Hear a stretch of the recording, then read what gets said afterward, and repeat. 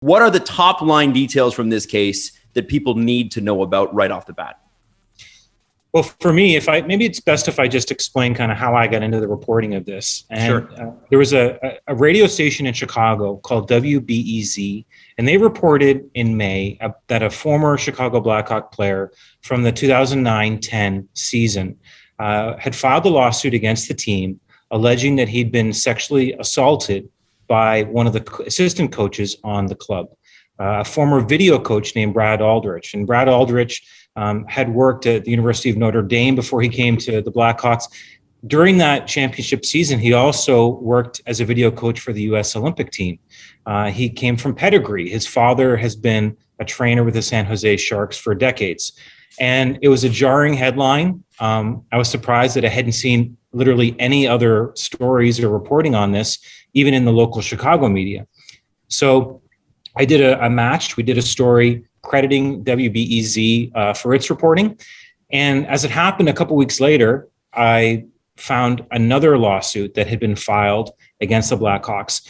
In the first case, this was a lawsuit filed by a former Blackhawks player who's anonymous. He's known in court documents as John Doe. So he's alleging the abuse of himself and a teammate who is also unnamed by Brad Aldrich.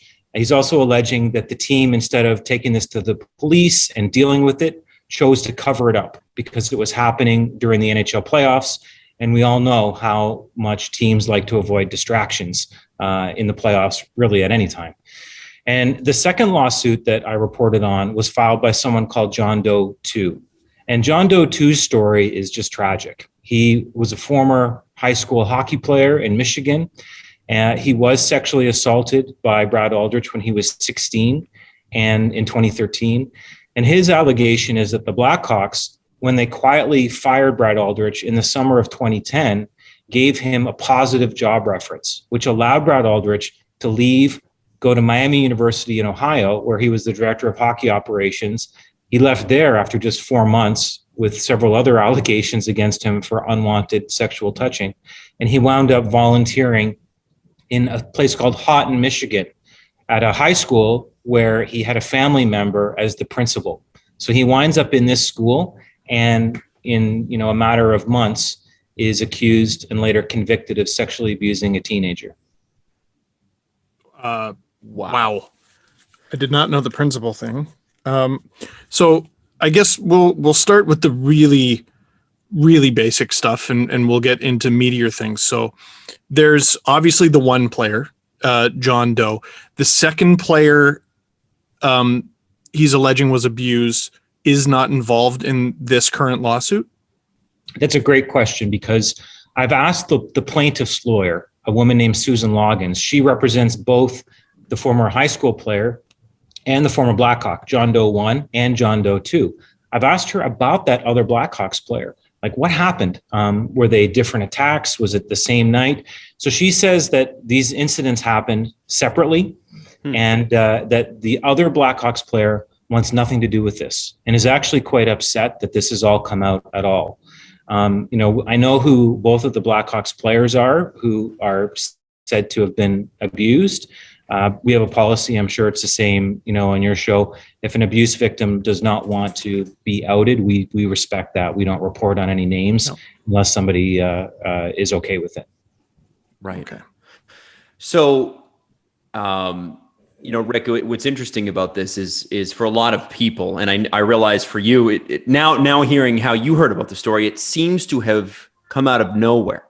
Yeah, Adam, it did. And in fact, the next step in the reporting process, this sort of just fell into my lap. So again, I do a story on WBEZ's report, just matching what they had reported.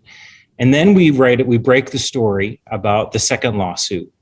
Shortly after that, I'm contacted by Paul Vincent. So Paul Vincent was a skills coach with the Blackhawks in 2009, 2010. And he's nervous about talking to me.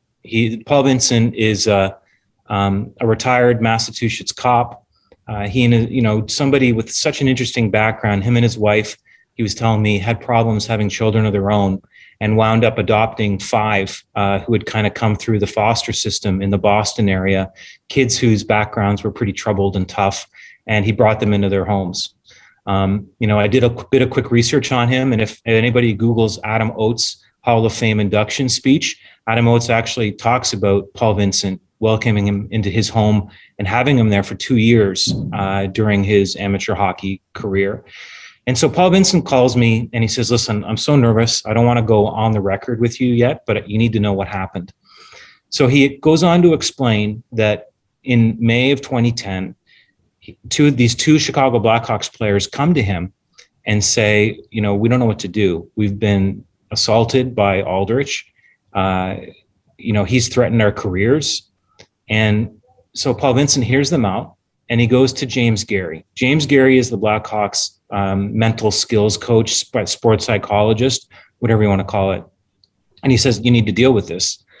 Well, according to the legal documents to the court case, James Gary tells these players, well, this is your fault. He victim blames. Again, these are allegations that haven't been proven, and we have not heard from James Gary. But that's what the court documents say. Paul Vincent tells me that the day after he goes to James Gary, he's called into a meeting. It's San Jose. It's the Western Conference Finals. They're just about to get going, and it's 5 p.m. And one of the things I think was really interesting is that Paul Vincent was actually able to not just tell me the date it happened, but the time, the location. He got very specific. He explained to me that he was called into a meeting with Al McIsaac, the vice president of hockey operations for the Blackhawks, Stan Bowman, the general manager, John McDonough, the president of the team, as well as James Gary, the sports psychologist.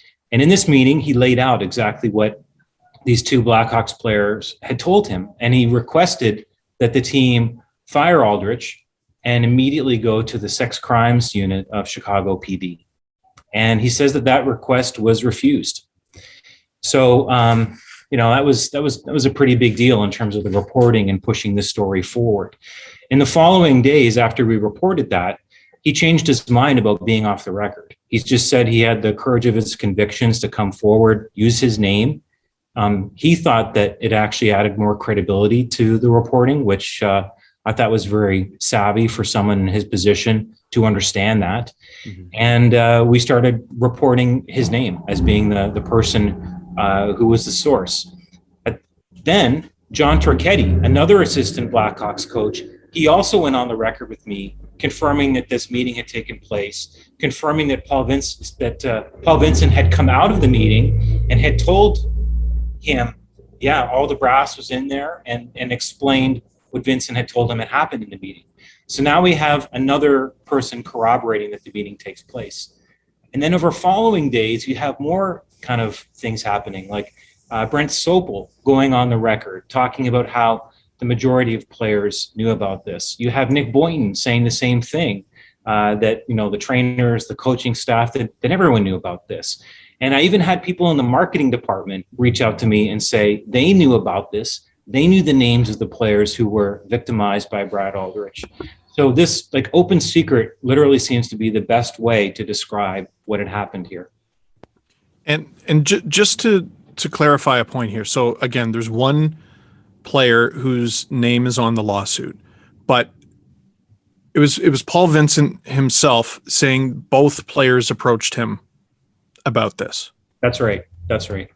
And Nick Boynton also corroborated that, because Boynton told me, and people can go back and look at my reporting on this, that he had heard about this from Jake Dowell, another Black Ace from that 2010 championship team.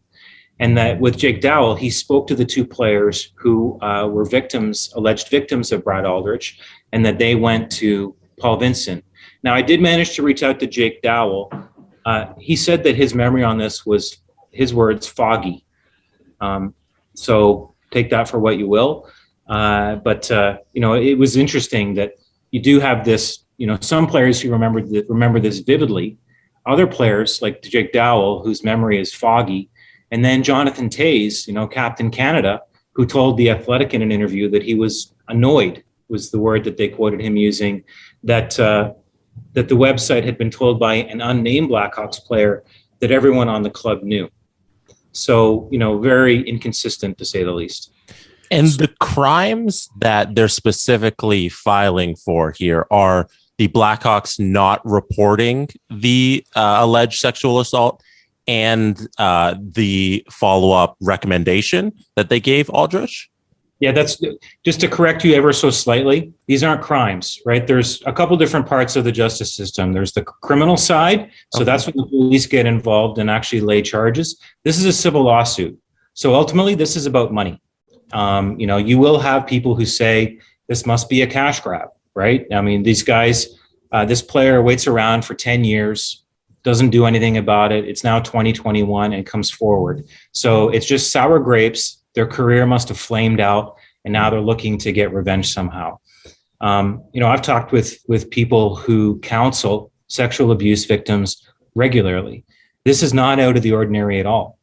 People feel shame when this happens. I actually interviewed the John Doe 1, the player, through email. His lawyer agreed to pass on my questions to him. And in an email, he wrote to me about how he still has a hard time sleeping. He still feels anxiety. He still feels depressed about what happened. And it wasn't until Brad Aldrich was actually convicted of sexual assault that this sort of kind of hit home for him. And he realized, I was a victim. This is what happened to me. And I want to have my say about it.